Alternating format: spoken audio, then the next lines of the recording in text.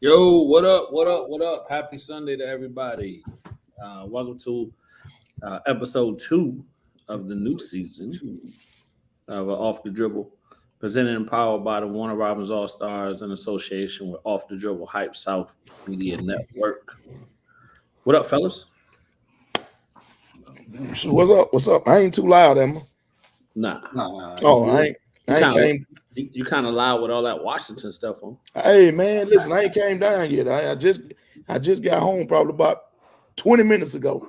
Hey, well, check this out, man. Since you fresh off, man, let us know how it went down up in Atlanta today. I mean, it was light work, to be honest with you. Well, I mean, I'm telling the truth. It was light work. I mean, we gave them scrubs plenty of chances to win the game, and they couldn't take advantage of it. And I mean, we always play down to the competition, man. I don't understand why that we play down to the competition like we do, but we do, man. And we played down to the competition today. Should have killed them, but you know, we played down to their level and gave them plenty of chances, and we knew they couldn't win. So I was in there getting them the devil today. So when you go to the game, man, and you're sitting around these Falcon fans, what is your conversation like? I mean, light work, like I just said. I mean, light work. I mean, they turning around, want to give me a high five when they scored, and I'm turning around talking trash the whole game, and got AJ over there talking trash the whole game to me, and then here's the thing. They hear AJ talking trash to me, and then everybody in the section started cheering with him, talking trash to me. So, all right. So, me being the trash talker that I am, didn't bother me. I talk trash throughout the game, and all of a sudden I turn around and look behind me, and all the seats are empty. Everybody dipped out, huh? Yeah, everybody started dipping out. I'm trying to figure out where everybody was going. Hey, couple plays, man. So, when the Falcons came down and scored, when they could have kicked the field and go to get only down by 7, but they went for 2. Yeah, they did. I mean, I didn't understand that one. I mean, I knew the Falcons were playing with us the whole game. You know, I mean, literally, they was playing with us the whole game. So I mean, I knew it was gonna come a point in the game where, you know, they was gonna make a decision, you know, to keep the game favorable for us. Right. I mean, that's what the Falcons do. Yeah. It seemed like both defenses played pretty well today. Man, we are awful. Our linebackers and backup safeties, Danny Johnson and Butler, 35 and 36, and St. Jude's. St. Jude's had an interception right there at the end of the game, and when Ritter threw the ball right to him.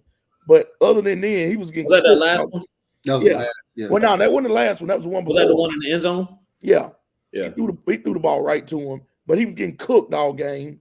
And Jamin Day, we are awful, man. Linebackers and secondary, man. We are awful, man. We are awful. Right. But a win is a win. We picked up the W. I mean, 3-3, right? 3-3. Should be at least 4-2, right? Well, no, we should be 5-1. I mean, but whatever. I mean, you saw the same game I saw. Kristen, I know it was a long ride home. I ain't get on them too bad, but you know, me and Kayla Rose in there representing. I know it was a long ride home, Kristen. Yeah, we had the victory handshake and all that stuff, man. So, but overall, I took my auntie and my cousin went with us to the game, man, and I told them beforehand. I said, you know, you might not come out of the game as a Falcon fan, but you're gonna come out of the game as being really appreciative and loving the atmosphere at the Falcons game. Tell you now, the atmosphere is good up there now.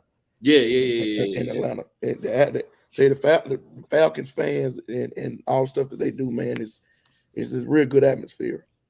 But all the stuff you don't see if you're watching the game at home. Right. And then be in there and see all the stuff that goes on is pretty good.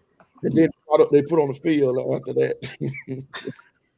Then it's go downhill from there. Huh? But hey, so you saying that they have to boost up the in-person appearance based on the team's performance? Yeah, man. Like at halftime, Bobby Brown performed.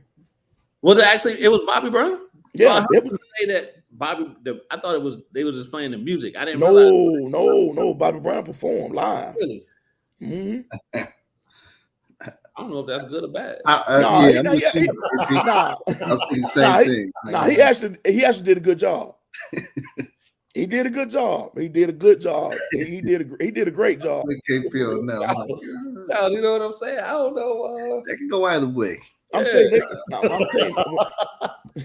when Bobby Brown performed, they were rocking in there. But you know what? Bobby Brown's one of those entertainers that we hear the music, it's automatically gonna be like a, you know what I'm saying? You're gonna vibe with the music. It's just you don't know what Bobby you're gonna get. Nah, he was a good Bobby. He was an entertaining Bobby. Yeah, he was dancing? Yeah, he was dancing. I'm telling you. Was he breathing hard? Hard. Nah, he was doing that. But Erica, not me. That ain't me now. I'm taking up for Bobby. Bobby did a great job. Hey, you know what? Actually, it's funny that Bobby Brown name came up because Erica just found a T-shirt that she had that had New Edition on it. Mm. So I was like, oh, here we go. Hey, Miss Deborah. Coming out getting my drink on. Right, Miss Deborah. I hear you, Miss Deborah. Yeah. Get that drink on, Miss Deborah. All right. You ain't missed too much. Nah, you didn't.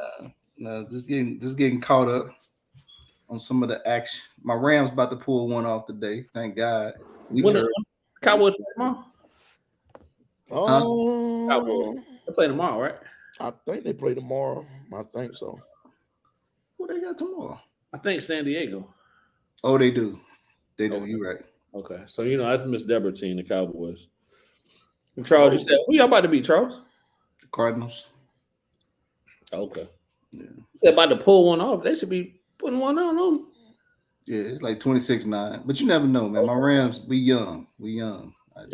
DB's young, receiving core young, but you see what these Jets doing right now to the Eagles? What they doing? Nothing, ain't it? 14-12. Oh, they came back?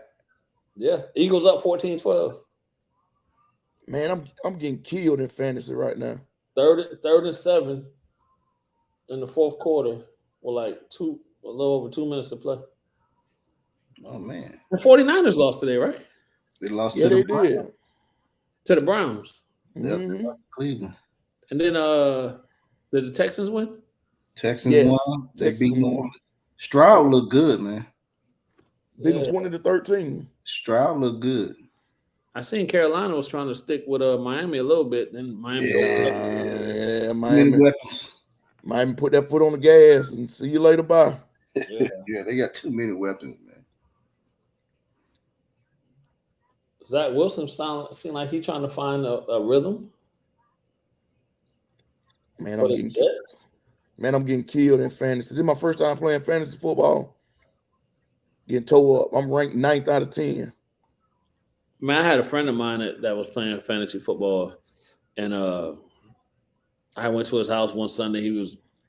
He had his TV on, laptop up. He was on his tablet and on his phone trying to keep up with her. I was like, man, this is too much, bro. How you enjoy the games? Bro, I'm at the game, watching the game, looking at the fantasy, watching the game. But I finally said, you know what, man? I see fantasy what I got after that. Yeah, man, I couldn't do it, man, because you got to keep up with who's going to be injured, who playing, who got the top defense. I'm like, bro. Yeah, I couldn't get into that, man, because it seemed like it was just too much. And like I said, he literally had every way he could track a game he had going on. And I'm like, brother, just watch the game. And I'm rooting for my team, but I'm hoping this player that's playing that I got, like, I need him to have a good game, but don't be having too good of a game. You know what I'm saying? What's up, Coach? What's up, Coach? What up, Coach? Coach say guys and wives. Mine ain't happy right now. She took that L today. Took that L. Took that old L today. Hey, so what else been going on, man? I see a couple new lists came out. Congratulations to some guys. All state teams. All state team came out today, man. Kyle Sanders Spiel. Oof. Came out today. Shout out to one of our very own, Cameron Perkins, second team. Second team All State. Mm-hmm. I know Sandy did his area rankings, and Malik and Cam made the that was last week. Malik and Cam made up. First was it first team? Did he do two teams or one team? I think he did all Middle Georgia. Just one team, right? Yeah, just one team. Okay, yeah. Yeah, so it's shout out to Malik and Cam on making those all Middle Georgia teams. He didn't do the classifications. He didn't. That was this one that came out. Okay, yeah. Okay. Yeah, that was this. So yeah, man. Getting ready. Didn't he do the girls too? He did the girls. Talia. Last week, Gabby Minus was on there. Gabby, Talia Greer from Central. Talia Greer. Malaya Graham Central was on there. I have to go back and look. Rod Nelson from Veterans. Trying to think who else in the area. That might have been it. Yeah, that might have been it. Let me see. If it wasn't, then shout out to all the guys and girls that's on those lists. Kyle Sanders does his due diligence with all of that stuff. Madison Ruff and Walker from Baldwin. Yeah, Madison Ruff. Yep. As well. He does his due diligence. My bad. With all his info and all the stuff that he does across the state. Picking these lists are hard. Some make it, some don't. Can't get discouraged.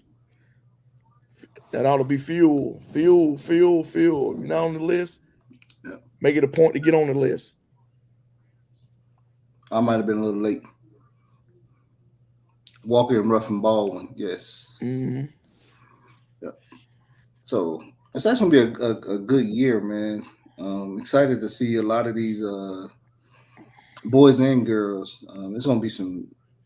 Actually, you're probably gonna see some good matchups. We're probably gonna talk about this a little bit later, but some of those matchups and teams will be at the Hype South. So if you in and around the Middle Georgia area, definitely come out because it's got some good lineups coming. Yeah, Wasted does a good job as well. Researching information on each team, what they got coming back, how they did the year before, and putting those and cross matches, putting those matchups together, different regions, different classifications, stuff like that, and got players that's on all state teams or all region players. You know, he does a good job with that stuff, man. I don't know how he sits around and just does it, but he does a good job of it. He does. 100%, 100%, 100%. Congratulations to a couple of young ladies that picked up offers as well. Yes. Yep. Alea hmm from Fort Lauderdale. Fort Lauderdale. Hold on. They was on campus on a visit. Her and Talia and from Fort Lauderdale picked up an offer from Fort Lauderdale. So congratulations to them. I think I seen something today. Gabby picked up an offer from Georgia Tech. hmm Congratulations to her. A lot of good things going on in the area, man. Kind of what we hinted on last week, as far as the young ladies really getting opportunities to go, and getting the recognition and getting opportunities and getting on the map with some things. So salute to them, as well as young men out here doing it, and just the area overall, man. The area is picking up and getting some notice. So I think that's a huge thing. Well, I mean, you've got Coach T, what she's doing at Central, her and Coach Wasey and the staff, over there with those young ladies, with the kids going to school and picking up offers, but they also putting it on the floor.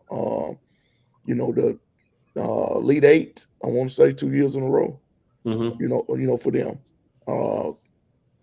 Coach White down at Warner Robins, state championship game. Yep. Coach at coach at Baldwin. Baldwin's girls coach, Yes. man. State championship game. Lamar County had a deep playoff run. Yeah. Mary Persons was real good last year. What they're doing. So the girls' game is evolving, and it's catching fire here. And tell you, man, some girls are getting looks, now, and this I wouldn't say it's catching up with the boys, but it's on the right track. So we got Wasey backstage. Let's bring Wasey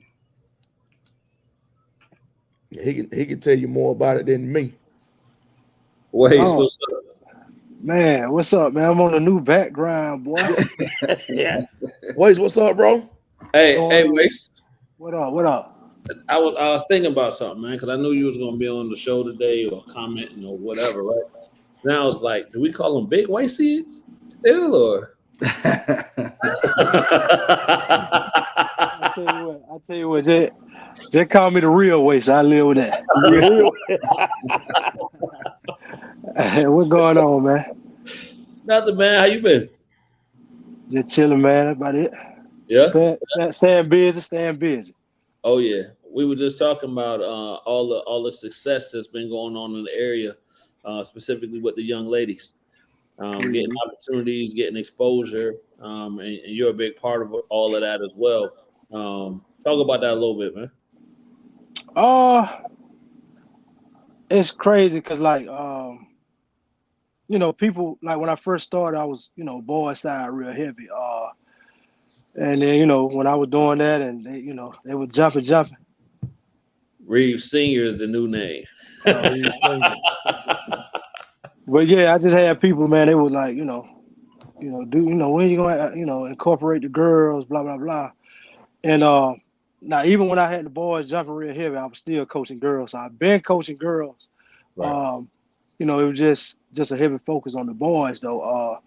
So I slowly started, incorporating girls, events, and coverage and all of that stuff. And then it started to grow, man. Some talented girls, a lot of people, man.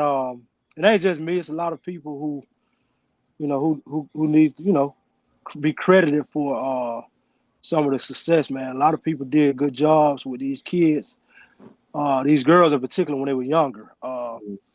And they, just we always struggle with visibility and exposure and stuff like that. And I think I feel that void. But it ain't me. These girls been can play now. Right. I just put that extra eye on them, and now it's. I just got off a message thread with two coaches. Before I jumped on here, asking about girls. Right. Just based on looking at my page, there's some coaches from out west. One was from up north. They watching the page and they say, "Hey, who is such and such? You got the contact on this girl or that girl?" And I just, I'm more than happy to bridge the gap, man. Right. So Waze, last week, you was via satellite, you was pumping information as far as the Hype South Harwood Invitational for the ladies, right? So now that we actually got you on, talk about it a little bit more, man, and talk about just based on and some of those players that have been identified as all state or all region, just what this event is going to continue to do to help bring exposure. Yeah. So this is the third annual for the girls, and the boys it's the fifth annual. So y'all can kind of see what I was talking about. Man, you need to add the girls. So I finally added them, but every year it's just getting better and better as far as talent and matchups, all the games. I think in 3 years, man, we only had one game that was kind of lopsided. Other than that, I mean, overtime, buzzer beaters, and all of that. And for the most part, man, some of these schools that I'm getting programs are, I would say 90% of the same programs. I get a couple, one or two new ones here and there, but for the most part, man, we got a couple of regulars, man, who, they coached up well, they got talent, and they taking care of home, man. They can easily run to some of these other events, but they always make sure they reach out, man. You still doing your thing, or if I hit them up, yeah, put us down. So, that's a good thing, man. And I'm more than happy to just keep pushing it. But for us, some of the girls go, man, like we got girls on every level for us, like talent. We got some girl with Power 5 offers, high major, mid major offers, D2, NAIA, just every level. And so I just try to match them up according to that and just projection and outlook. So I think every game, once again, I can't never be sure until they lace them up. But based on the matchups, I think it's going to be another exciting, down to the wire matchup, stuff like that. People are going to get their money's worth again. Right. And I know, from previous events, man, and us being there and working them and all that good stuff, you get the coaches to come in, you get the evaluators to come in. Talk about what that means, for this area to be able to have that level of people come in to actually put eyes on the players. Well, I mean, it's big because, like I said, that was up there at the top as far as vision goes. Way back when I first started, just visibility and exposure, and if I can get the coaches to come in and to the team events and the individual events, that's all I can ask. And once they're there, then, I think the girls and I think they'll take care of the rest, which they have been doing. Right. So that's big, man. Like I say Gabby Minus, for example, right? People were telling me about her when she was in the 7th, 8th grade. I particularly had never really saw other than highlights. And so when I said, I'm like, damn, she is got some potential to be high major, Right. And so, I just invited her to an event, started to kind of, again, she could always play. I did nothing as far as developing her or none of that. But when she came to the event and we started covering her and with the videos and the pictures and the articles, it was almost instantly. I don't even think she had hit high school yet. We had Georgia State, Georgia Tech, coaches hitting us up like, hey, tell me more about the Miners girl. And she just took off from there, her parents, her dad, and they did a good job of putting in the right spots as far as like travel ball, She's been in front of the right people, and then once you do that, the talent will kind of take care of itself. I just try to give them a platform, man, just to be visible, man. We got another couple girls, man.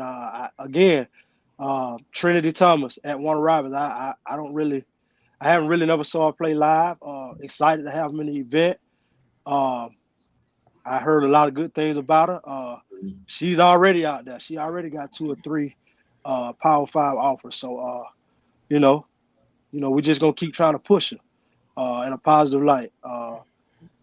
Like I said, we got other girls, Talia Greer, Leah Grain, Division II, borderline D1 girls, Rihanna Bird, and Naraya Nelson. She got a Division I offer from Xavier. So, I mean, I could just keep going, man. As far as the talent. Yeah. Hey, so let me ask you this, man. When you're at this event, and I know you gotta make sure everything's staying on track and all that good stuff. But do you find yourself getting caught up just watching the games and being a fan of it? All the time. Matter of fact, that's what I prefer to do. I gotta get like y'all, boy, man. You see how you got y'all got a team, man. I gotta give this.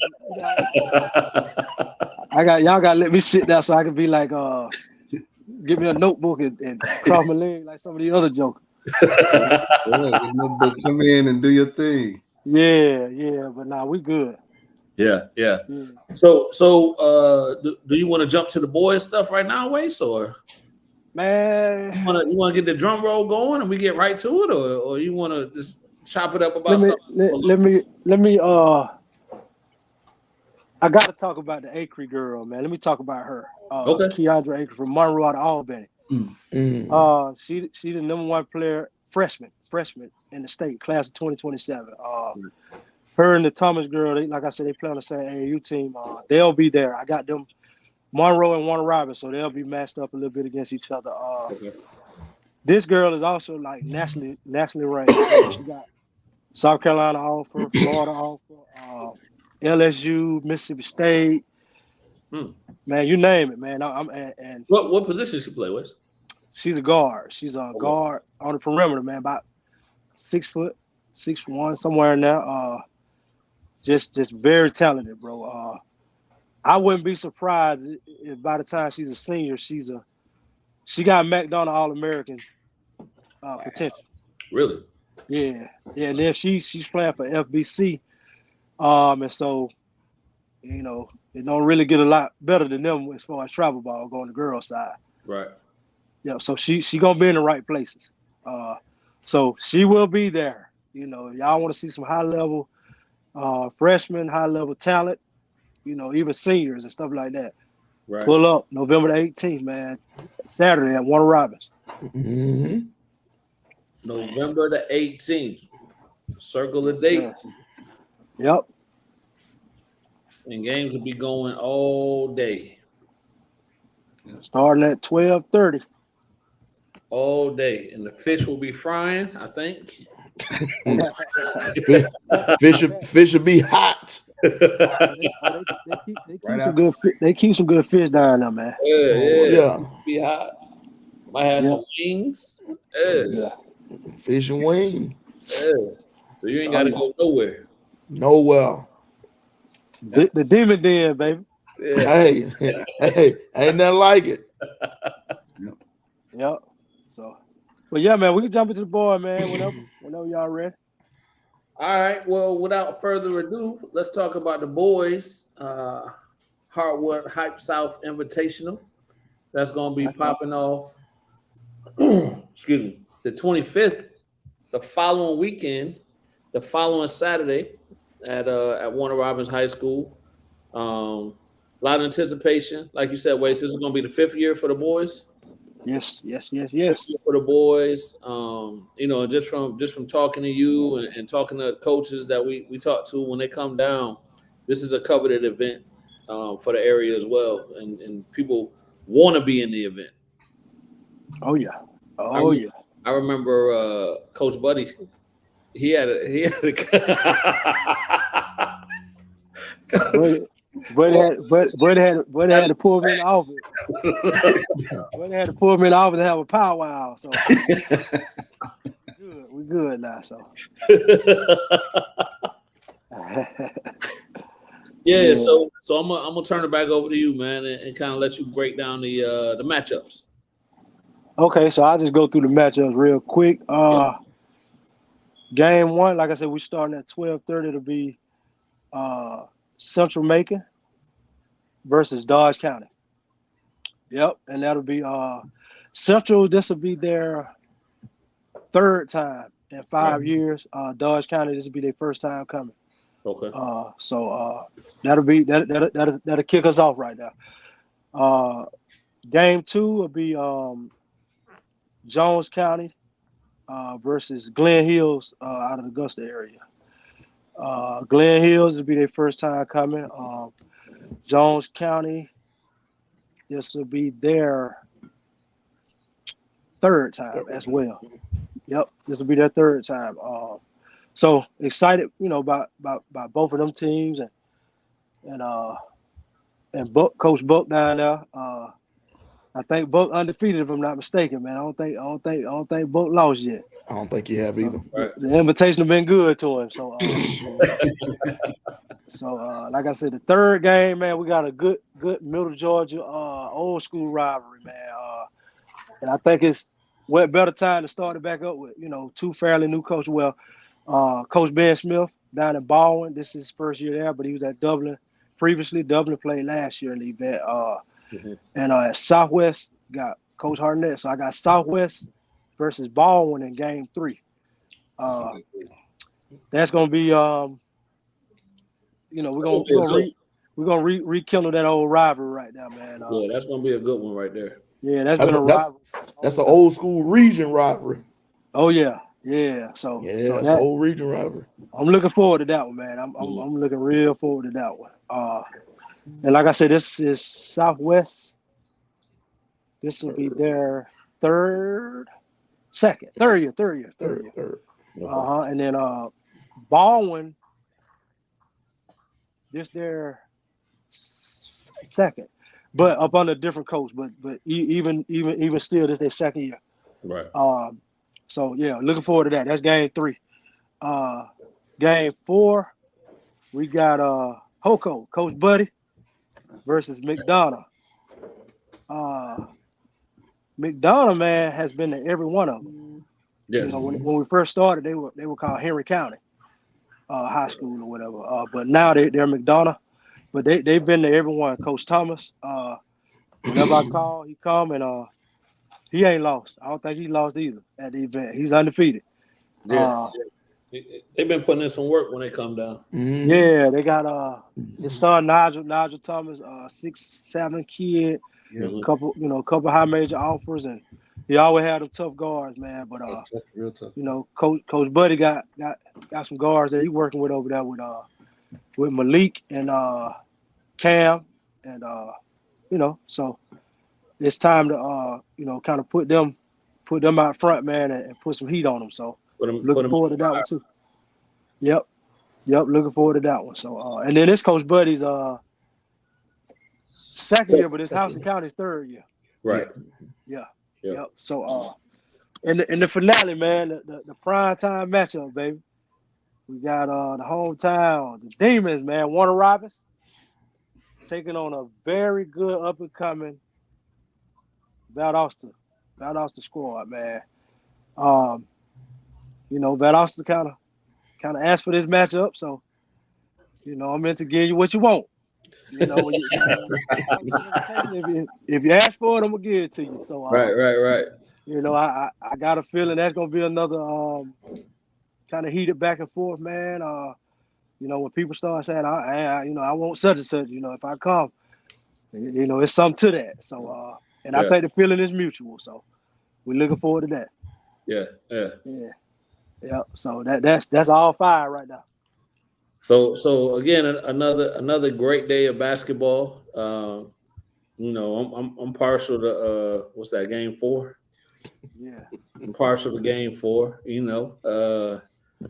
But I like it. I like that fire. I can't hold my bias now. Nah, you're supposed to be. Yeah, about it. Talk partial about to game 4 right there. And but for the reasons that you mentioned, right? Just to see where we at. It's a measuring stick. Yeah.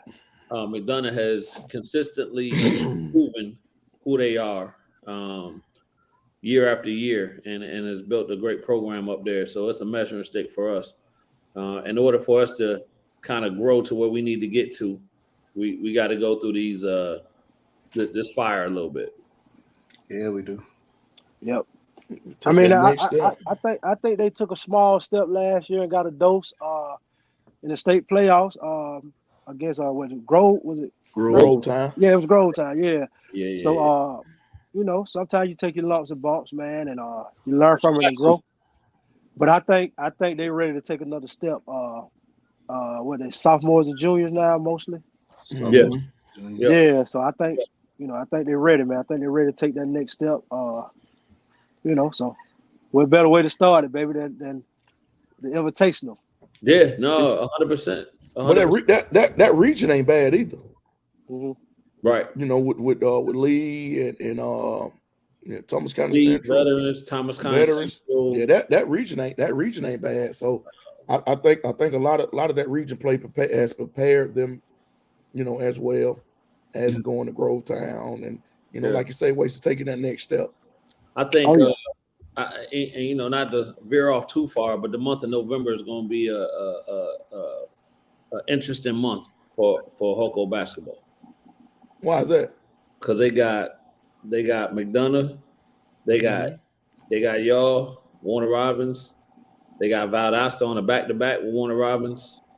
So they got, and then they going up to Jones County tournament playing. Who's that? Charles? Was it Augusta Christian or something like that? Yeah. So that's all in the month of November. So that's gonna be a So when they start playing? The 11th. First game. Oh, the 11th. That's their first game. Yep. Yeah. So they ain't playing no scrimmage game. I think they got a scrimmage game. One. Yeah, like the 8th or something like that. But okay. Yeah, so they jump right into the fire for the month. I say, boy, Coach Buddy get right to it, ain't it? Hey, Coach Buddy don't know no other way. He don't know no other way. Okay, so we're gonna be keeping eyes on him, baby. We're gonna be keeping eyes on him. There you excited. Go. And Coach T just recapped everything for us as well, and put it up on the screen. So all the game times again. This is I'm a big dog. My big dog got my back, baby. Yeah. Wait, you said you ain't had no team. Nigga, your team right here. What that? Coach, oh yeah. Oh yeah. But see at the event, she be in coach mode. You know what I'm saying? Yeah. Well, she be working the table sometime too. Yeah. Yeah. Working the table. She said, "That's right, Coach, but get right to it." Yeah, it's right. November's gonna be a telling month. Tomorrow, man, I'm all Middle Georgia preseason list for the boys and girls. I mean, not for the girls was last with the boys I met. Right. So sometime tomorrow, man. I don't necessarily have a time, but it'll drop tomorrow. So y'all be looking out for that. And it's I think it's one of the most what's the word I'm looking for? Closely to being accurate list that you're gonna get. So, and I'm glad you said that way. So with this opportunity right now, right? What goes in? What do you use? What's your factors into building these lists? So for me, it's a lot goes into like resume and projections. You know what I'm saying? And I think I can kind of look at your roles and some of the stuff you did previously to kind of gauge that. I look at your development during the summer a little bit to see where you're at, what you're looking like, stuff like that. But mostly the big ones are your resume and projections. Mm-hmm. So a lot of times, for instance, like Gabby, last year, Gabby Minus, I didn't have her on my preseason list because she hadn't played high school yet. Right. Mhm. And this year she's first team. And at the end of last year, she was first team. Right. Based on, the postseason list was based on what she did in the regular season. Mhm. But I had something to go on then. Yeah. But like, if you're, this year Trinity Thomas was not on any first, second, or third, even though she got LSU, Mississippi State, whatever offer she got, Right. and projections and stuff like that. Potential what kind of caliber player, she just don't have the high school resume yet.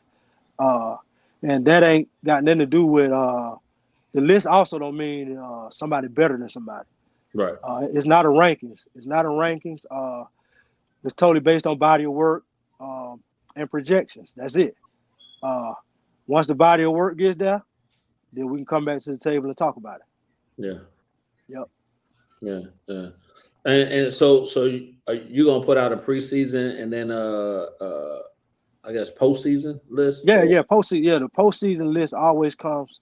I always wait. I wait till after the state playoffs. Like I don't do it like after the regular season. I do it like when the season is over. Yeah. Yeah. So like, cause I take all of that into consideration. Like the state playoffs might be the deciding factor who we choose to be like Miss Middle Georgia. You know what I'm saying? Like Mhm. it may be close in the regular season to where I can't make a decision, Right. and then somebody might go have a hell of a run in the playoffs. So Mhm. that'll be the separator. Yeah. Yeah. And and kind of what Tat was talking about earlier when he mentioned I know Kyle Sanders just put out his list. You on a list, not on a list, don't like where you at on the list, whatever the case may be. You use that for motivation. Yeah. Just use that as another chip on that shoulder to go and get what you're trying to get. Yeah. And like I said, it's just my opinion based on the facts. I say it like that. Right. Right. That your eyes have seen. Oh yeah, because I'm gonna put my eyes on them multiple times, and even when I don't put my eyes on them, I'm following them. Mhm. Like I'm right here in the area, so Yeah. I'm to me, anybody in this realm right here that this this what we doing, it ain't gonna be too many can tell you something, about down here. Right. Right. No, it's Yeah. not. So no, we appreciate that, man. Like and we talked about it last week. It's a lot of lists that's coming out, and it is what it is, and we'll just leave it at that. Yeah, all good, man. And before those invitationals come up, I want to talk a little bit about the up next Mhm. middle school Yes, sir. that's coming up on October 28th, man. Registration going good. Probably be closing it probably next week Right. sometime. But that camp is gonna be a little different, man, than what we normally been doing.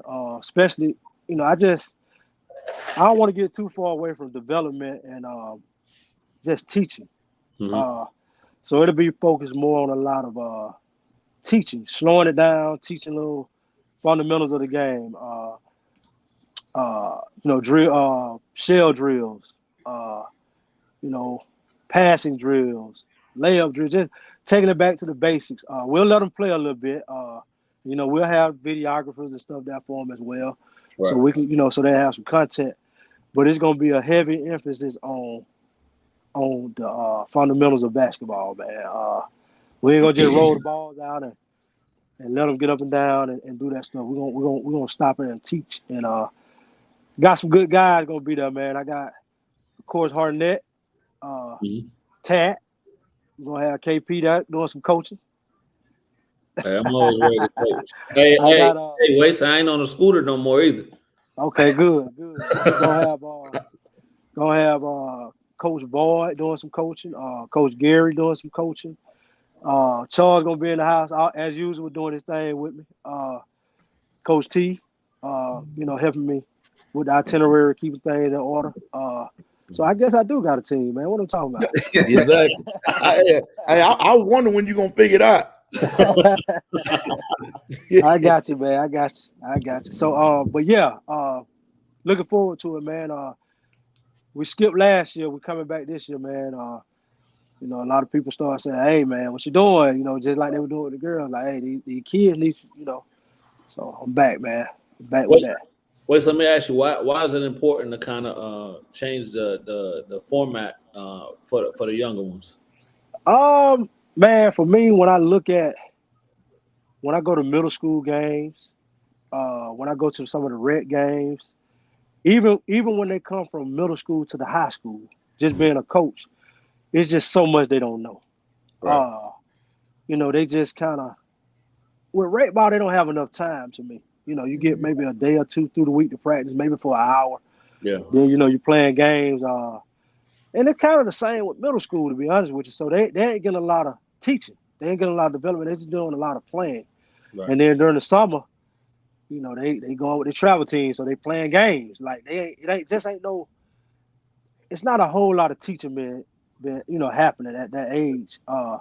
Which is why I think, you know, when they get to high school, you have to kind of start them from scratch, really, to be honest with you. For the most part, not everybody, but the majority of them, you know, they kind of behind on the fundamentals. Yeah.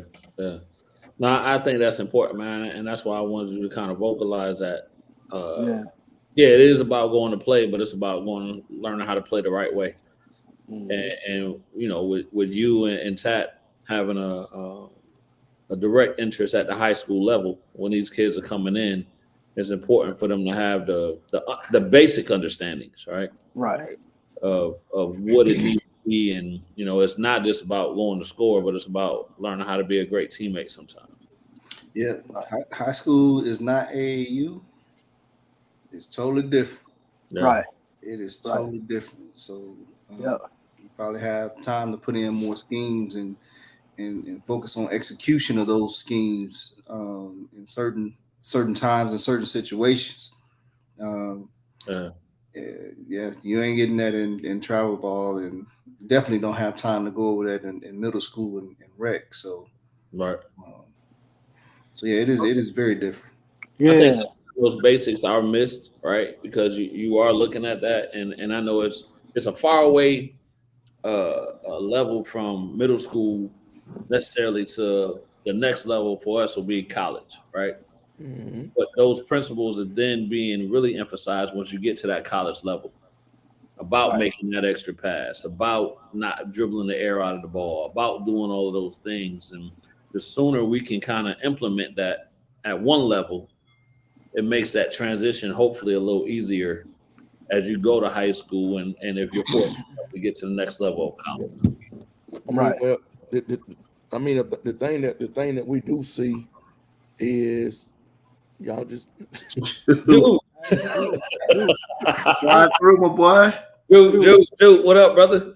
You ain't missing, man. You know the door open, baby. That's it. yeah, It man. wide open. All you gotta do is just, hey, like Ken Nugent, one call, that's all. One call, that's all. You in there. Dude, you know you in there. Um, I think a lot of that is I think a lot of development is a telltale too when the kids are coming in from middle school that can adapt to the terminology and some of the stuff that you want done, especially defensively. And I think I could probably speak for every high school coach in Georgia that's gonna take our kids coming in from middle school more thinking more defensively than offensively. Yep. Right. I think Unless too. Go what ahead. I'm saying, unless he's a 7-foot stud, Right. you know what I'm saying, that you're gonna want to get 18 and 10 right off the bat.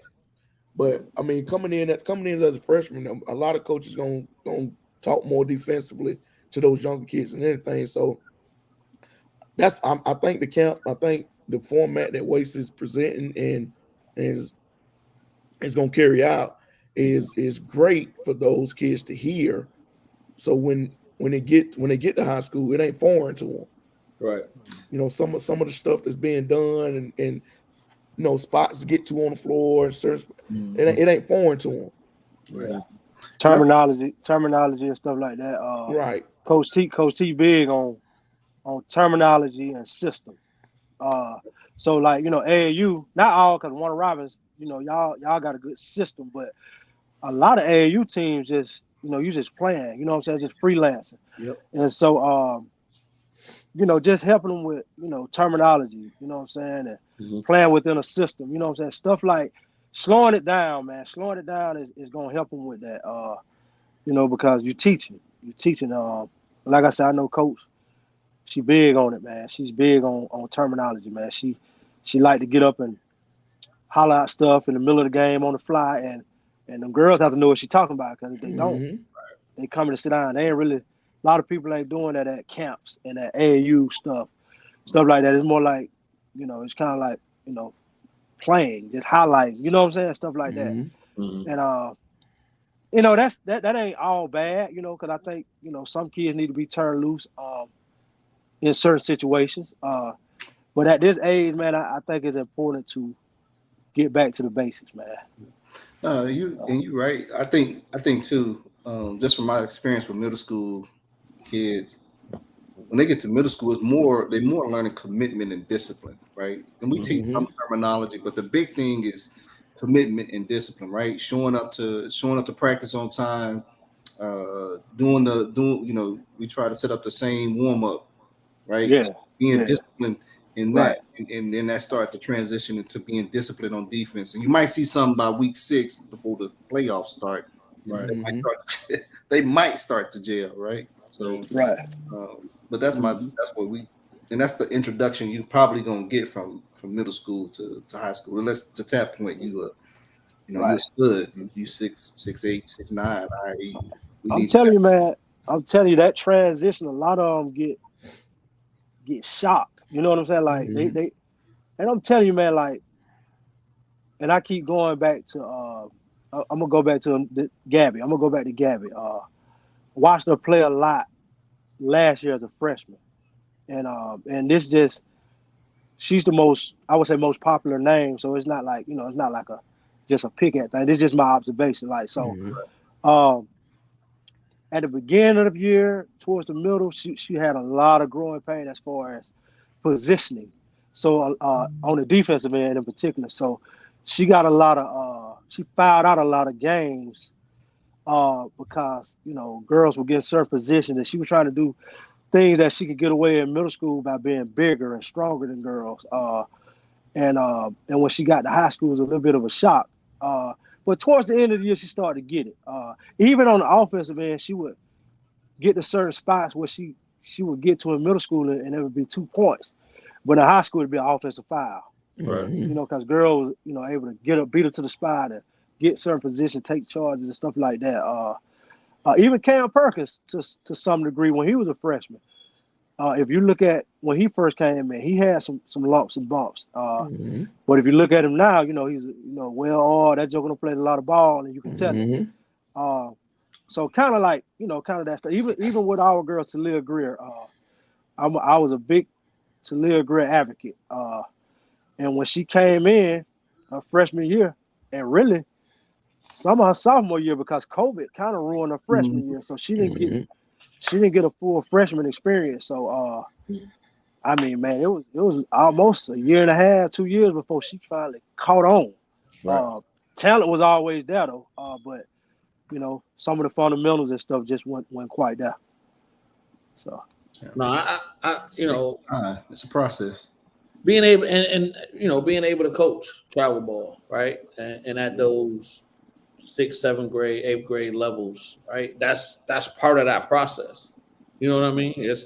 We want to get all the wins we can get, but it's also about the teaching aspect of it. It is still also about you're not playing rec ball anymore, and learning how to play. And you got 3 games in one day, and going through all of those obstacles as well. Right.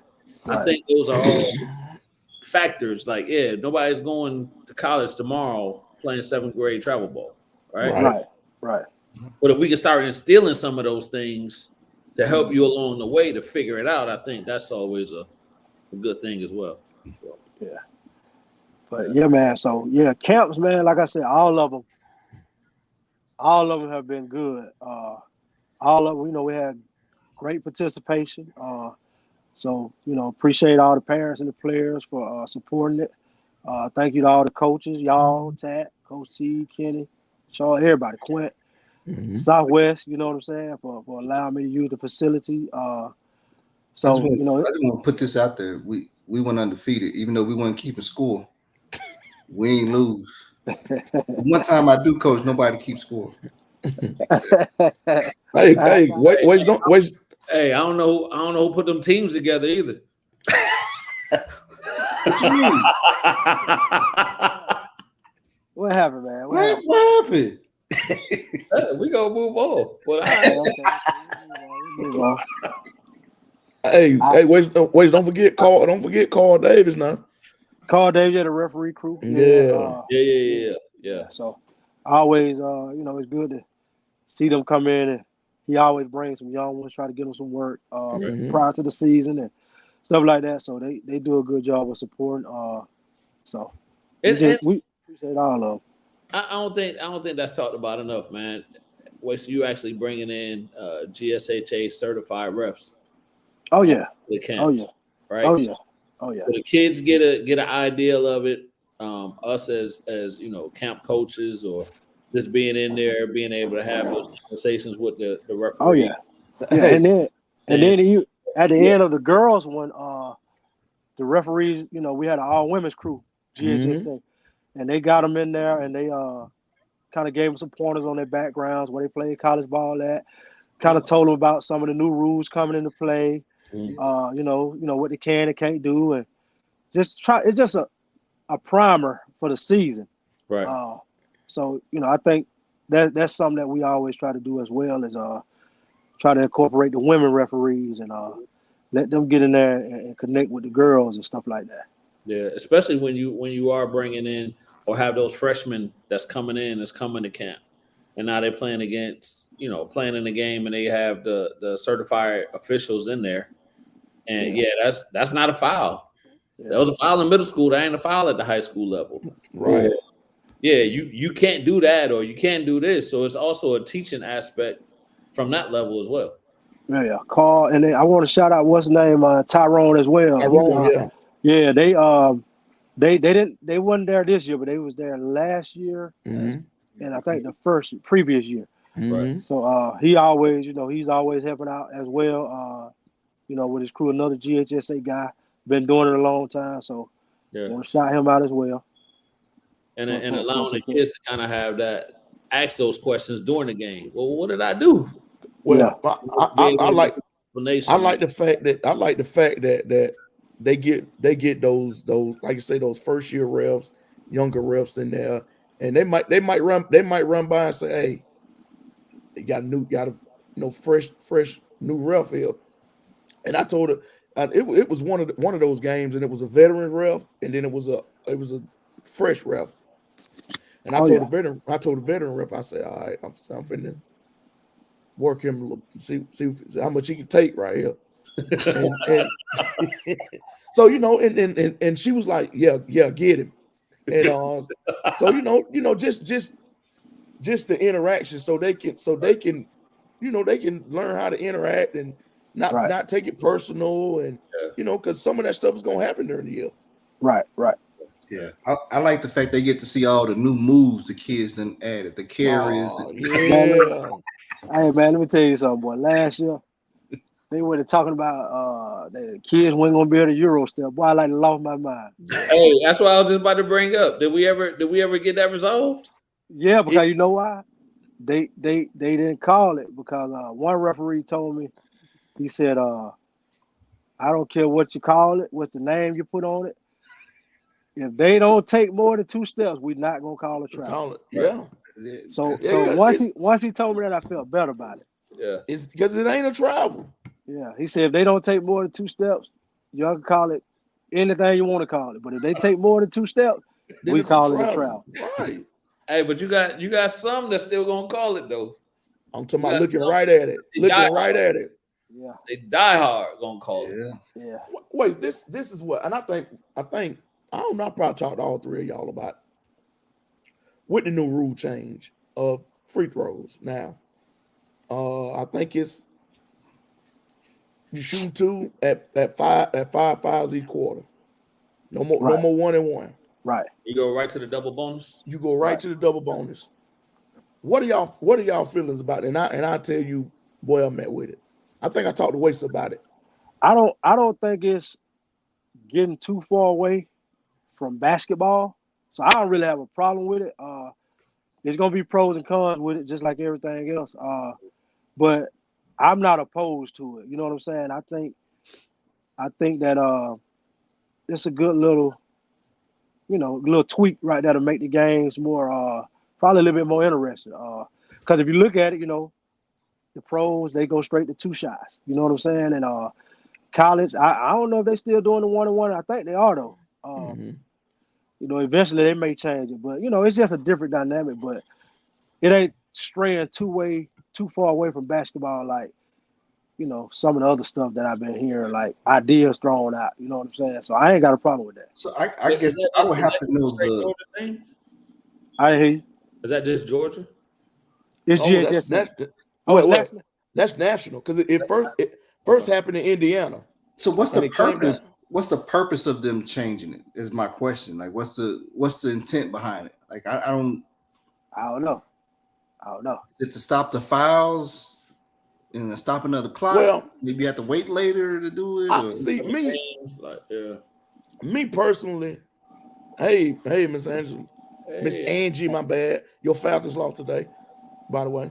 Yeah, home cooking. Yeah. Here's my thing with it, man.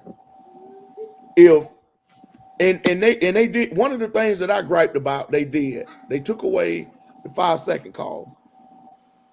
Now, I mean, if you pick the basketball up, you're holding it, then it's gonna be a 5-second call. But hey, real quick, Charles, I'm sorry. Put Coach T's comment back up. That home cooking. Coach, don't get on nobody's bad side already. Oh Lord. But if we gonna implement that and you're taking away the 1-on-1, I think we ought to add another foul. Right. Not.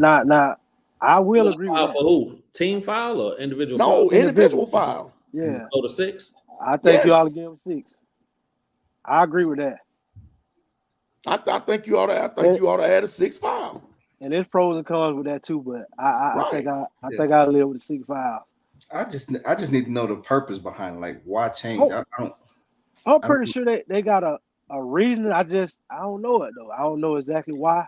You probably won't never find out the reason. Just the same way you won't get 10 referees to agree that you can switch shooters on a technical foul.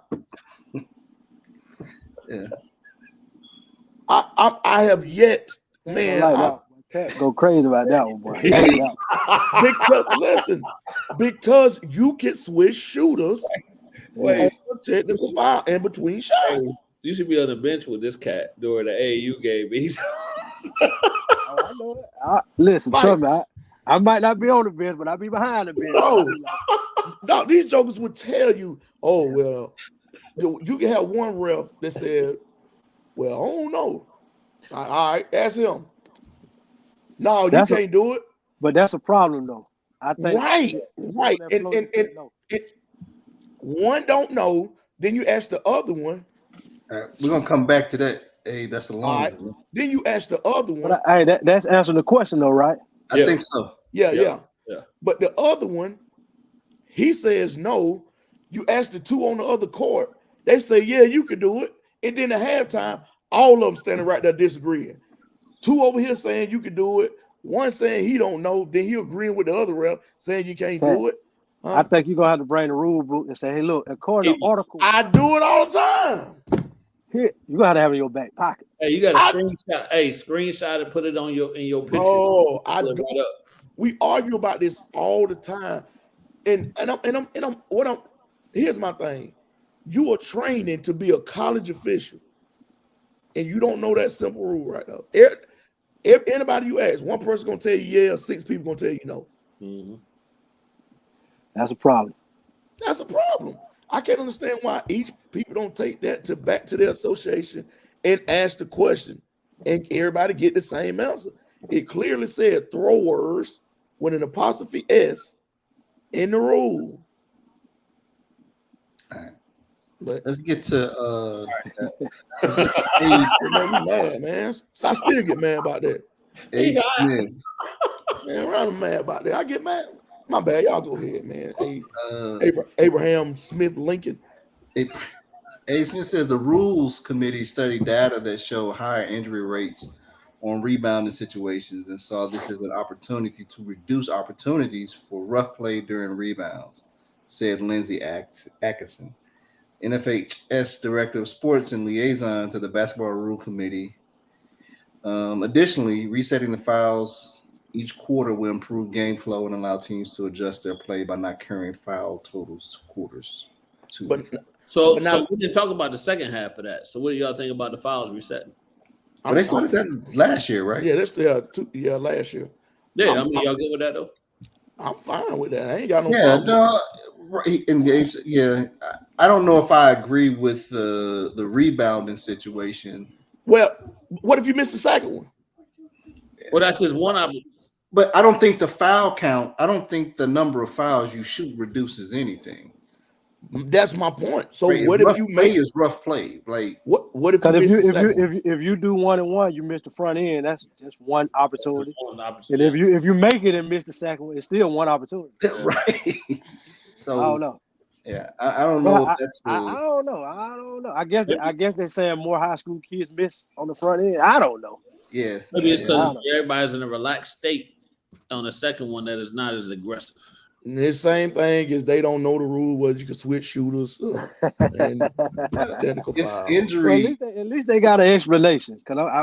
I don't know. Like I said, I don't know if I agree, but Yeah, you but know, if at they least was looking to reduce injuries, I'm sure they should have. There's some other aspects of the game they could have looked at, like the charge line and things like that.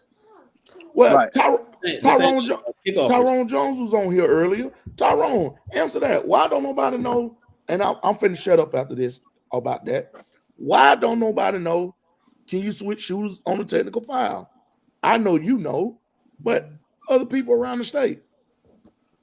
I don't know, but I do want to get Wasey's opinion about the NIL for GHS. Oh yeah. Georgia. What are your thoughts on that, Wasey?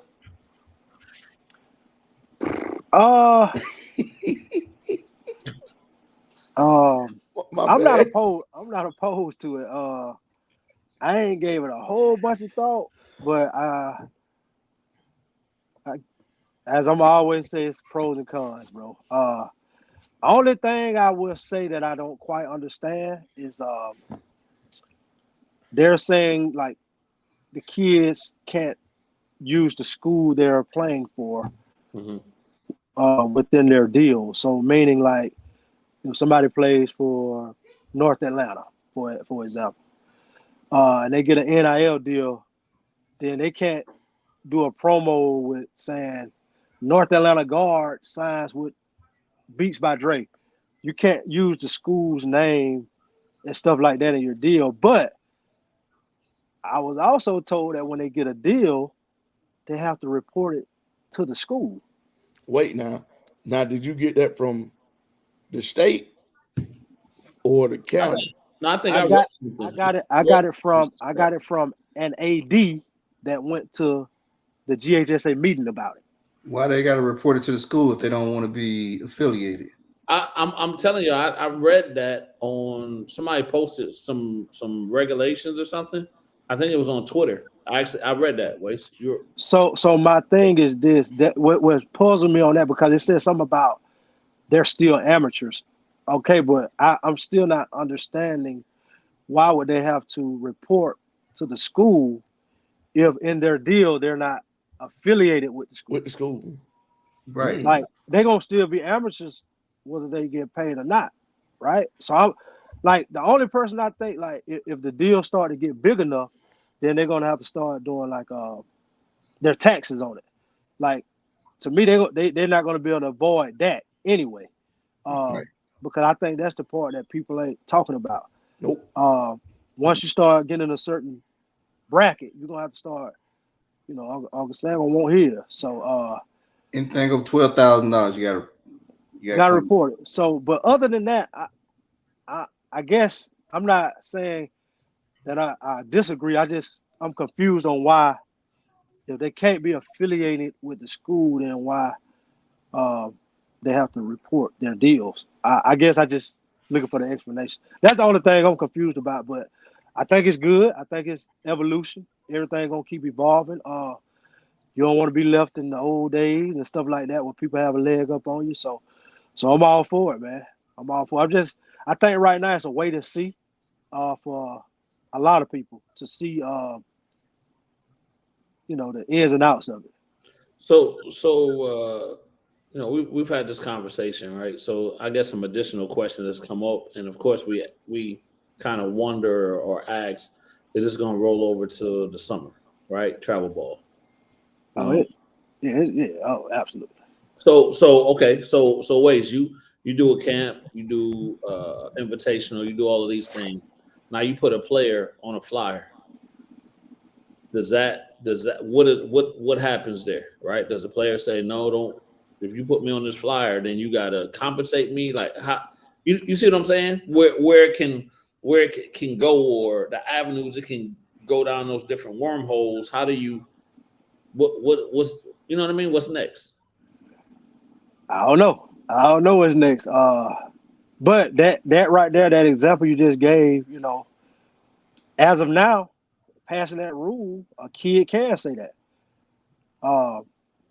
And I would have to either respect his wishes or go in another direction. So, Right.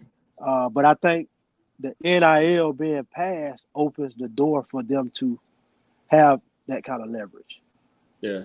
So and just like so another thing, right? So videographers and photographers and all of these things, right? So now is that another thing that comes about, right? Well, they can be like some of these videographers that got like brands. A kid can say they might want to be a brand ambassador or something like that. If you, I mean all of that kind of stuff happens, man. Like But you see what I'm saying? So like so you got people that's putting videos out, right? And Right. in a way that kind of helps the kid get notoriety, right? But I Right. guess also builds the brand, Damn, I just hit my head. right? So it just opens up an avenue for a lot more, I guess, conversation. It definitely does that, and opportunity for athletes is gonna be better for them to be compensated, with that. But like, Or does it get too far at a point? I guess that's what I'm asking. I guess too far is gonna be based on up to the individuals. Yeah. You know what I'm saying? Because like once you open that door, that avenue, then who determines what's too far? It ain't no cap. It ain't no root. It ain't no. You know what I'm saying? They ain't saying you can only get so much. You can. That ain't what they're saying. Now they're telling you can be paid for your name, image, and likeness, and that player is gonna be able to do or demand kind of. Whether they get it or not is one thing, but they will have that say so though. Yep. You think that'll make as a coach? You think that'll make your job any easier or harder with these kids getting NIL deals? It's definitely not going to make it easier, but I think based on your location, going to determine the level of distractions you're going to have to deal with when it comes to that. Yeah. And then the caliber players you have are, stuff like that. Well, I think it gets tricky anytime you put money in there, right? So now we're talking about, again, I get it at the college level, the high school level. I'll be honest with you, I don't know how I feel about it at the high school level yet, right? Just from the standpoint of, and maybe it's because kind of like what Coach T said is, it is very vague, right? And it's like an open market right now, right? Does the level of money that could potentially come in, does that tie a coach's hand somewhere, right? Does that tie the school's hand somewhere? Now eligibility, you failed the test, you ineligible, and I'm going wide, right? But it still is not because the way contracts are going to be made. You got to play, and maybe contracts is you got to play a certain amount of time, or you got to do this, or you as do that. as long as it's not affiliated with the school. with They the can't. school. Yeah. You can't mess with their eligibility. Nah, you can't mess with eligibility. No, And I'm saying what I'm saying, and you're not being eligible. I don't think I don't get the grades, and now I'm not eligible, so I'm not able to play. That's going to be between the partnership or sponsorship. Yeah, but now I think the company will do their research, and a joker ain't. And I said this before, a joker with 5 Fs, I don't think is gonna get an NIL deal. Yeah, I think each company will gonna do their research accordingly with each athlete. Right. And that's academically on through athletic. Yeah, athletic is probably gonna be the primary source of the NIL deal, but I think they're gonna do their homework on the academic side as well. So I mean, I don't think you're gonna have no 5F ambassadors, around here with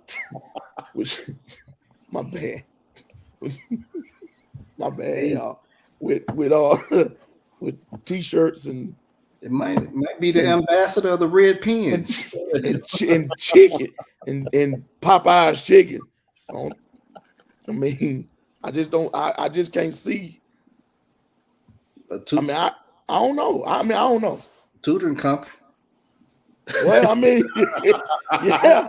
I would say the best way from a coaching standpoint, AD standpoint, or anybody affiliated with athletics in these high schools, I would say the best approach is let the kids handle their own NIL, name, image, and likeness. Don't take no calls about it. Don't. Stay out of that stuff. Taco shit. I want an NIL deal. Them breakfast burritos be popping. Going down to Wendy's, man. Wendy's got one down there. They got one. Yeah. Get you a biggie bag while you down there. Biggie bag, yeah. Be my lunch. I'll take it. Free biggie bag. But I mean, I don't know, man. I can see it. I can see it being a disaster to some. I can see it helps certain situations. I don't know. I guess I will say this. I think based on tradition or history, I might say, I think we're going to be getting examples from up in Atlanta way, and we'll kind of have that area to kind of go on, because I think middle and south and other parts of Georgia, we're probably gonna be a little late to the party. Unless you football now. Well, unless you football. Unless you football. I will say that. I was thinking basketball, but so we'll see.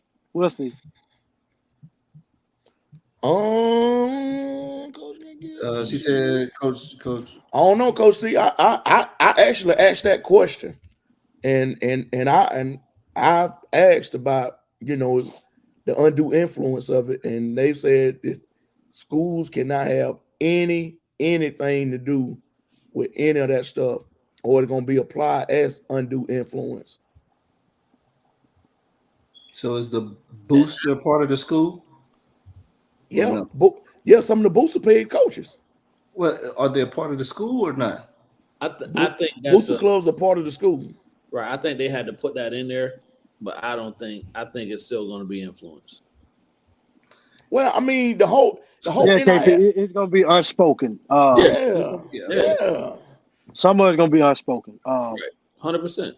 But think about it. But it better be unspoken, because the minute that it gets spoken, that's when the violation is going to come in. Right.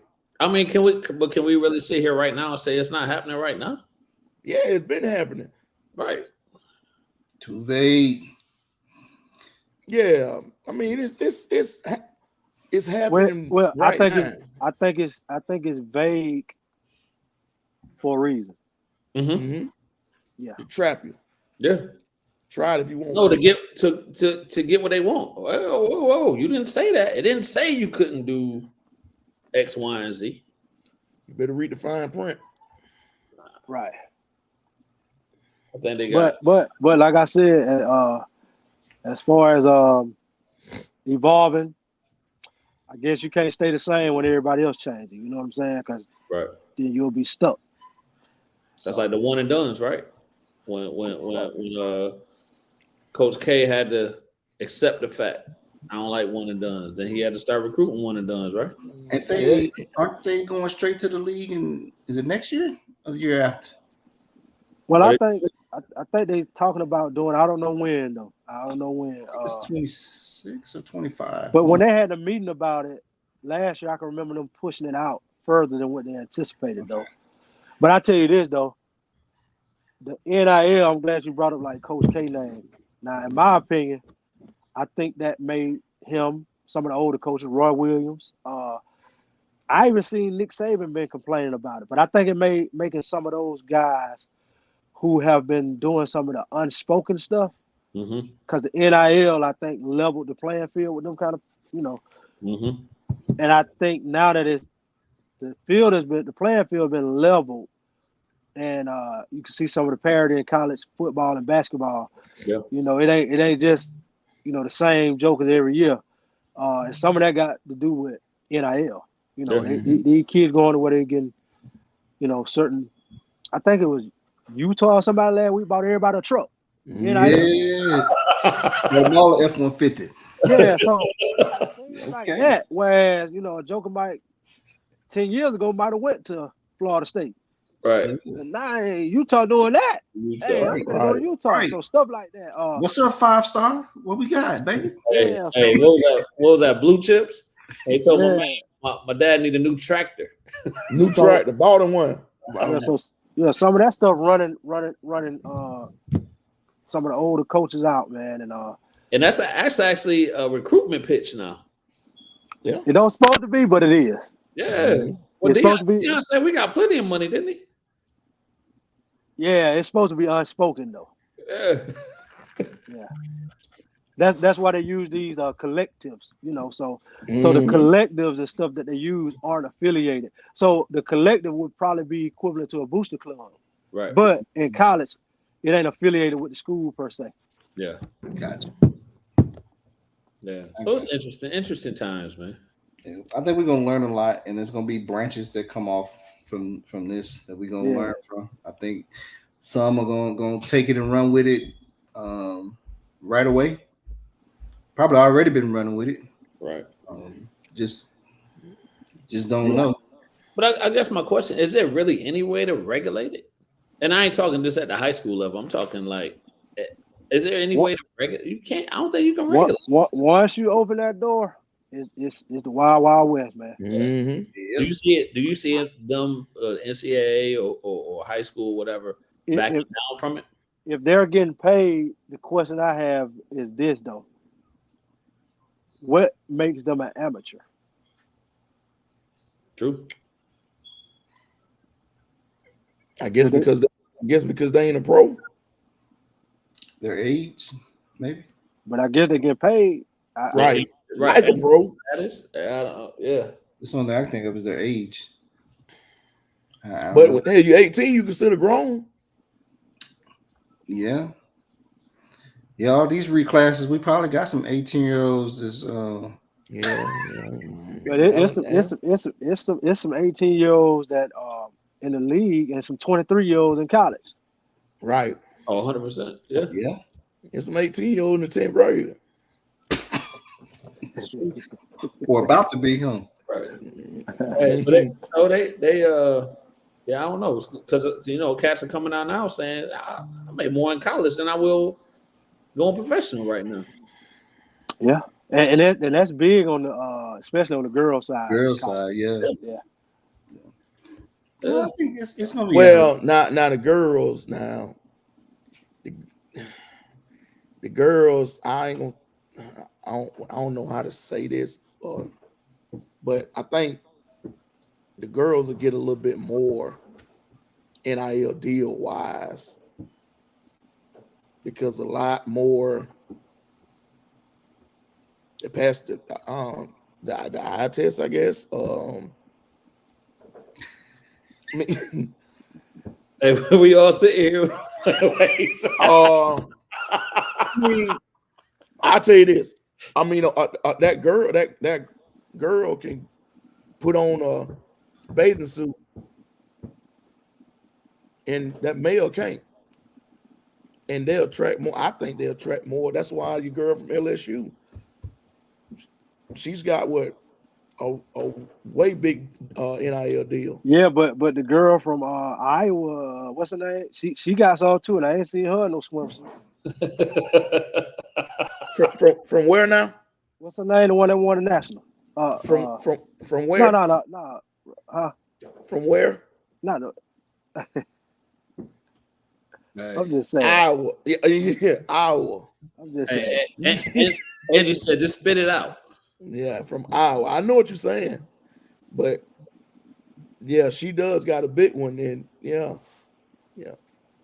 Hey man, look at her. I'll give my cue, bro. So anything else y'all got for me, man? I'm gonna have to. No, brother. Hey, we as always, man. We appreciate you. Appreciate y'all, man. Next time, man, I'm on here. We'll get a little bit deeper into the. See, hold on, Wasted. Look what Coach T said. Okay. She know exactly. I mean, I didn't want to say nothing crazy. Well, put it up there. Let me see it. Well, I don't know what. Charles having some technical difficulties right now. Okay. I'll read it out. I'll read it out. Absolutely, Coach Tat.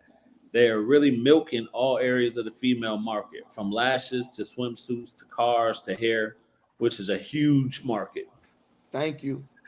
I mean, I didn't want to say that because I didn't want to say nothing crazy, but right. I mean, a woman just has much more to offer in the NIL than a male does.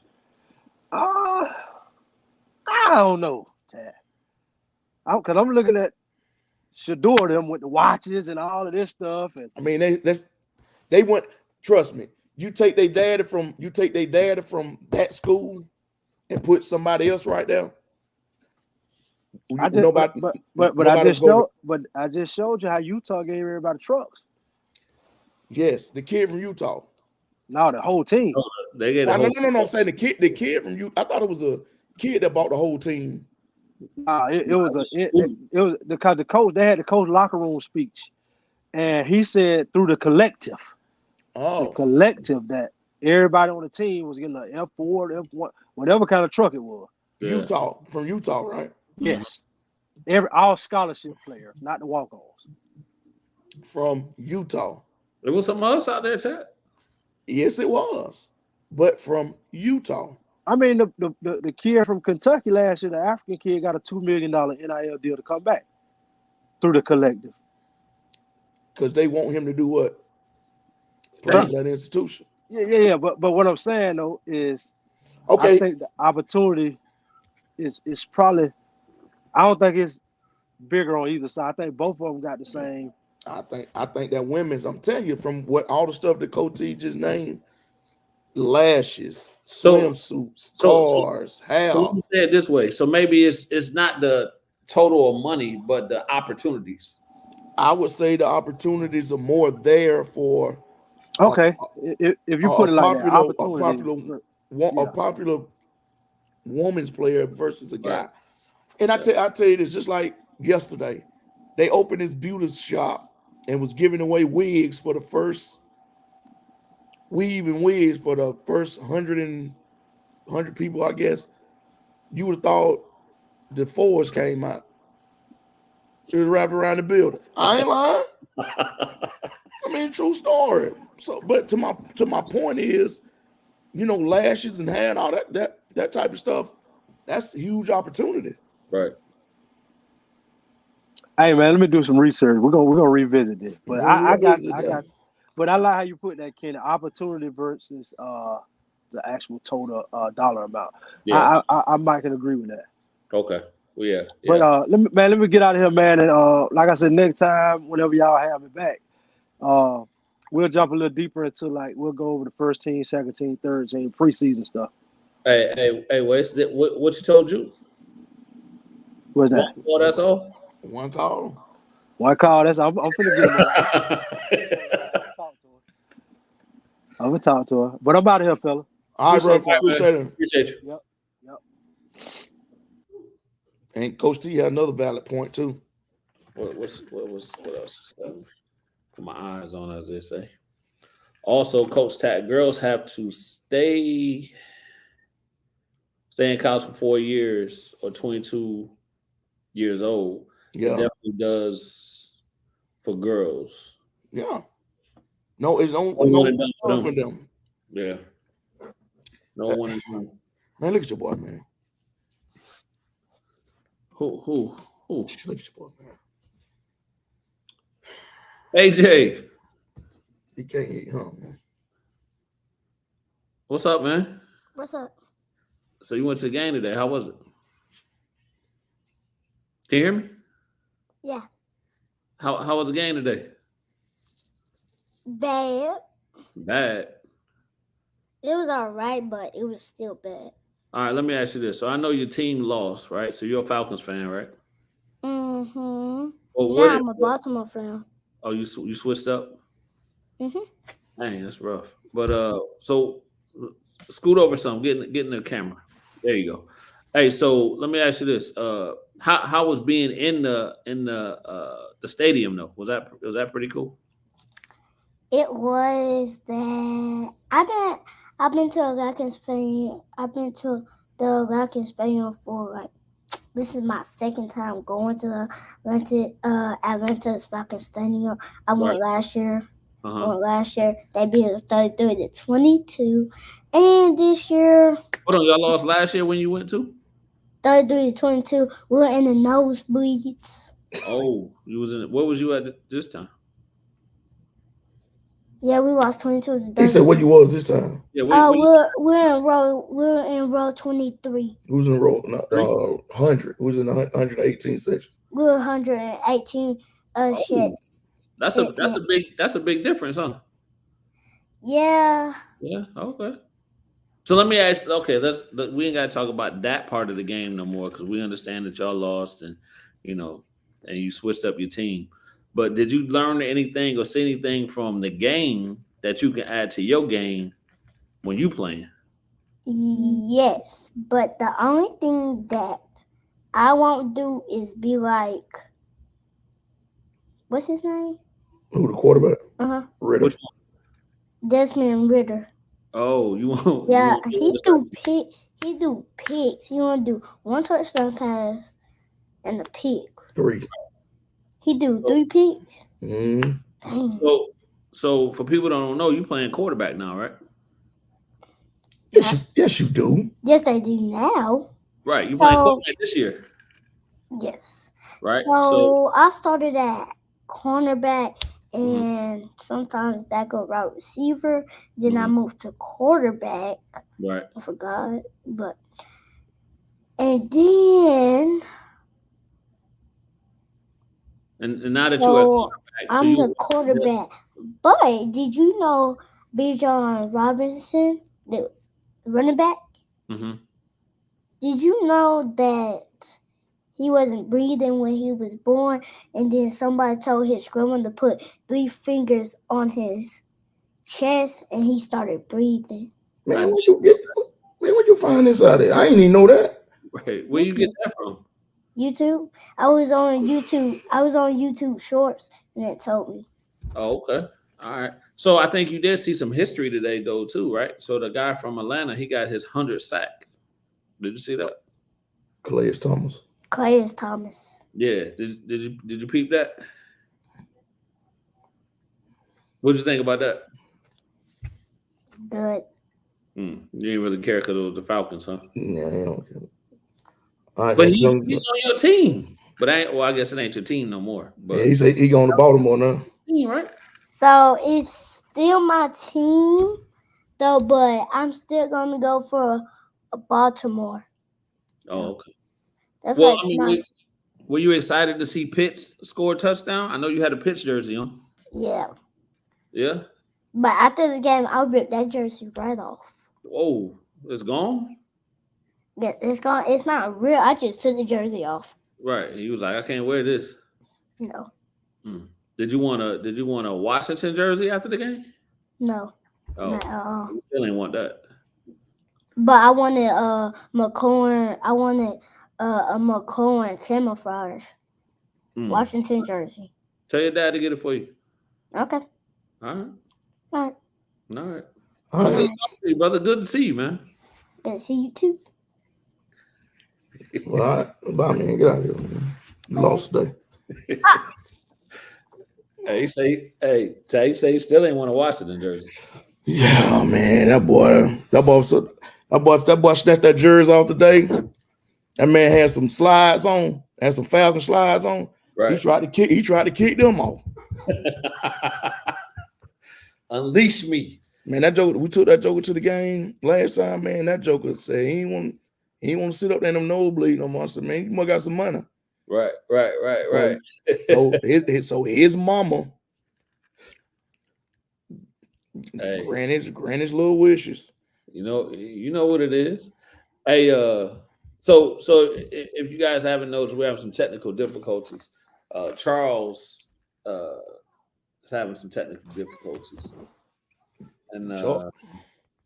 so that's why he looks like it looks. The rate we going, we might be on to tomorrow.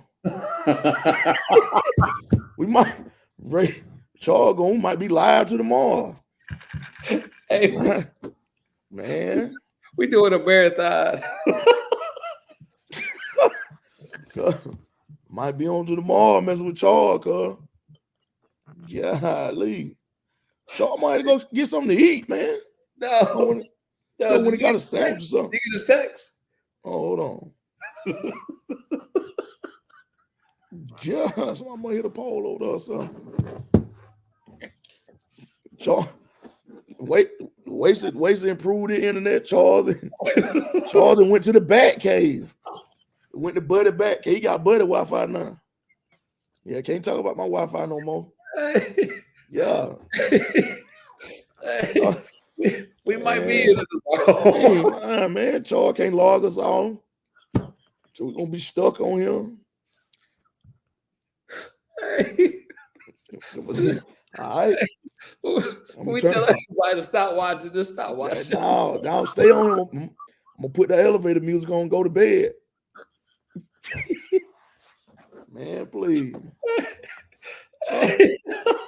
Man, we had a good show, man. Charles starting that man, boy. Hey, yeah, we might be here for a while, bro.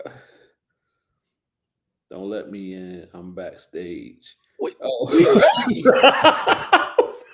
So how we gonna see what I'm talking about?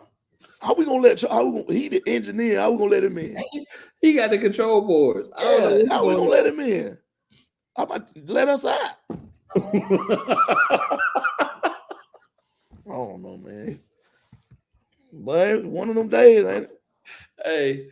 Hey, hold on. Let's go live. Let's go live to Charles. How we gonna go live to Charles? I'm gonna call him.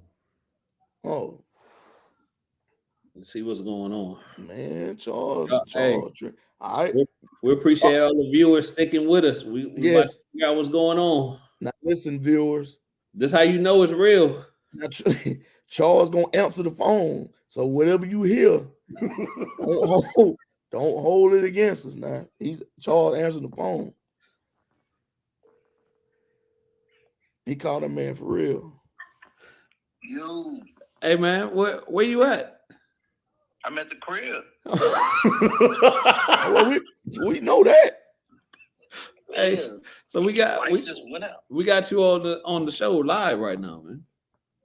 Oh. So the question is, do we have to do a marathon show or how does this work? Yeah, it's gonna be just lock in for the long haul again. I have no clue. Bro.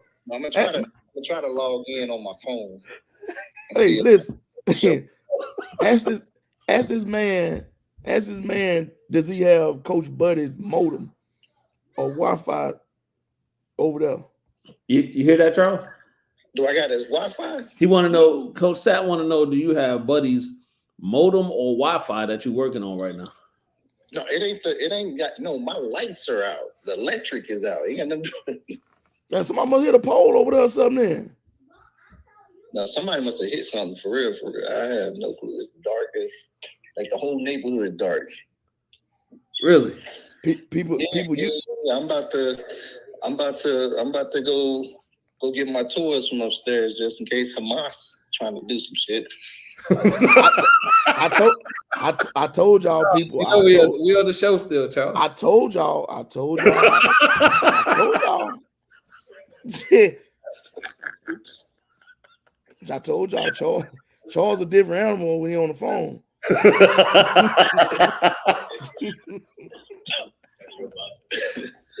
With Charles, I guess we'll hold it down for the next 15 minutes, I guess. Yeah. All right, man. I'm finding flashlights. So all right, bro. We ain't never seen a show like this. Yeah. So I mean, hey, we can't go nowhere, so we're gonna be here. I thought we can go somewhere. All right. Well, there you have it, folks.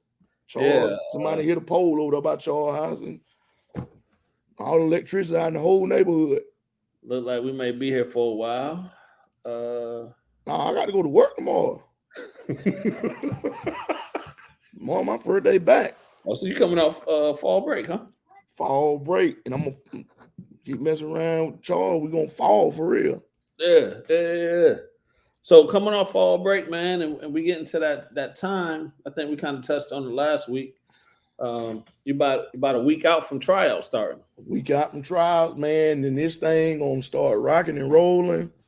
And I tell you, boy, when those dates hit, the 23rd hit, right, boy, that ball gonna be rolling, boy.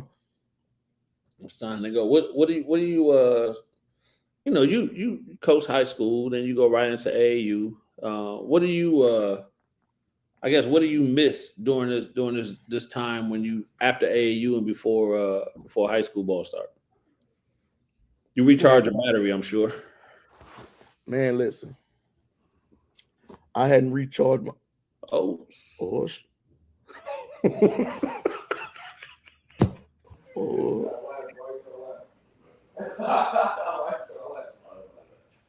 Charles, turn the lights on.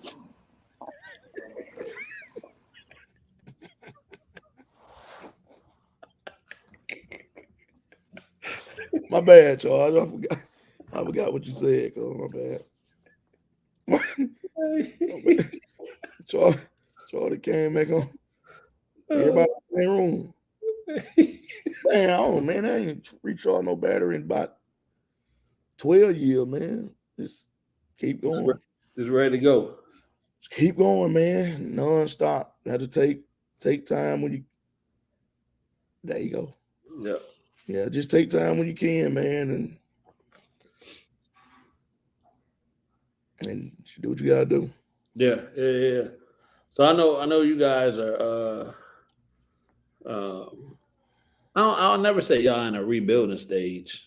I don't think that's it because you guys just kind of plug in and because you got a system that's been developed over there. So it looks different at times, but I would never say y'all in a rebuilding stage. What would you call it? Different year, different group. Mm-hmm. You still got veterans. You still got veteran groups that's been playing. Like Cam has been playing since he's been a freshman. Right. Jay has been on varsity now, playing since he's been a sophomore.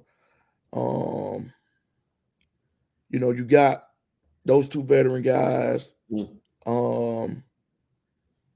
And Justin Hill got acclimated to the varsity level last year. Jaden Burns, got acclimated into the varsity level. This year. So you got two veteran guys, man, and the bench is gonna be key. it just ain't no rebuilding, man. It just they just got to come out and put it all on the floor. Right. I mean, they you got some kids that's came up from 9th grade to JV. Now probably gonna take some varsity, play some varsity minutes. That coach is gonna depend on, and they just gotta step up. Take some relief off of those veteran guys. Right. So when we talked about earlier, when we were talking about the kids kind of transitioning, right, going from 8th grade to 9th grade or whatever, and I know you guys keep your eyes on the youngins coming in. What are some of the kind of things y'all look for? Some of the things that I talked about earlier. Coach Gorman's real big on defense with the young guys, because I mean you got the older guys that can score the basketball, but you got to be able to stop somebody, right? To even think about getting on his floor. You got to be able to stop somebody. I mean, he's a defensive guy in college, defensive back, playing football. So, he's real big on defense. So with those younger guys coming in, who's gonna be that dog? Who's gonna be that leader? Who's gonna take on the challenge of playing defense? Not worried about, if they were the man in middle school, can they come in and impact, the JV game or 9th grade game or the varsity game on the defensive end, and scoring to come along. So, oh Lord, I'm gone, but can you still hear me? I can hear you. So now that this ain't going good. This ain't going good, bro. Well, as we heard, Charles trying to handle everything from his phone, man. Yeah, so. I'm on here by myself. Yeah. They got me on here solo. But yeah, man. But you gotta pick up the pieces. Right. Pick up pieces. Pick up the pieces.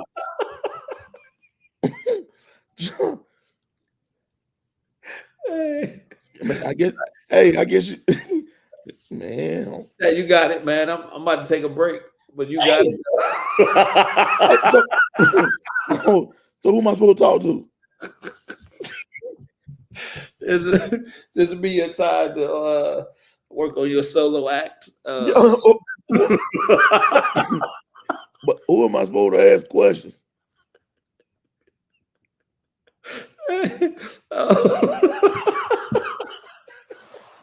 What?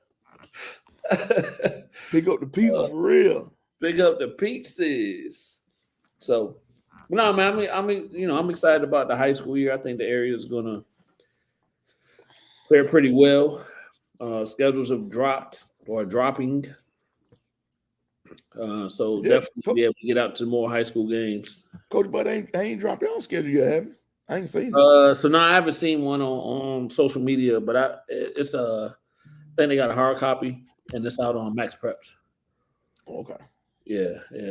So so this, just ready to lock in, ready to get back in the gym, be around it. So all good. And then Kristen said you have football in between, so that's what kind of keeps you going as well. Matter of fact, speaking of that championship game, Thursday, man. Yeah, the Nation back in there 3 years in a row. Hold on, so they changed the game time? They changed the games? It was always Thursday. Yeah, it's always Thursday. Oh, I thought it was the following Saturday, but I guess the 19th is Thursday. Yeah. It's small. It's Thursday. Warner Rock Middle, Thompson Middle, county championship, 8th grade. Right. Who's 7th grade? Bonaire and Thompson. Yeah, Bonaire and Thompson. So Thompson got 2 teams in the county championship. Right. We back in there again. Third year in a row, I want to say. Okay. That we've been in the championship game and trying to make it old 3-peat right here. But Coach Garman and Coach Martin. Hey, Coach T said, "Great guy, great show, guys. There's some real coaching situation here, adjusting on the fly." Yeah, Charles taking our board. He just took the borders down. I think that's all cute. Oh Lord, he didn't took Ken again. Oh Lord, he didn't. Hey, this show may abruptly end. Just Yeah, know that yeah, you know boy. we appreciate you. And, you know, Yeah, he didn't took Ken and ain't told me nothing. Then took Ken and ain't told me nothing. Lord. So again, you know, Charles is having some technical difficulties over there. Chess talking about The battle of the hot dog. Chess. Yeah, Hey. Chess Bird said once the season starts, you guys start the next episode off with the battle of hot dog. battle of hot dog. So Oh. Chess will tell you Who got good hot dog? who got good hot dogs and who doesn't. Well, I can tell you this. He ranks them. I can tell you this, Chess. If you want some good chicken or you want some good fish, come to the Demon's Den. You ain't gonna regret it. Hey, now it ain't. But y'all don't sell chicken and fish at every home game, do you? Nah, not every home game, just special occasions. So I remember the old gym. Yeah. The old gym, you get a chicken combo. You get a chicken combo. We got the hottest of the hottest fish and the sweetest of the sweetest chicken. in the words of a friend of mine, if you ain't sneezing, it ain't season.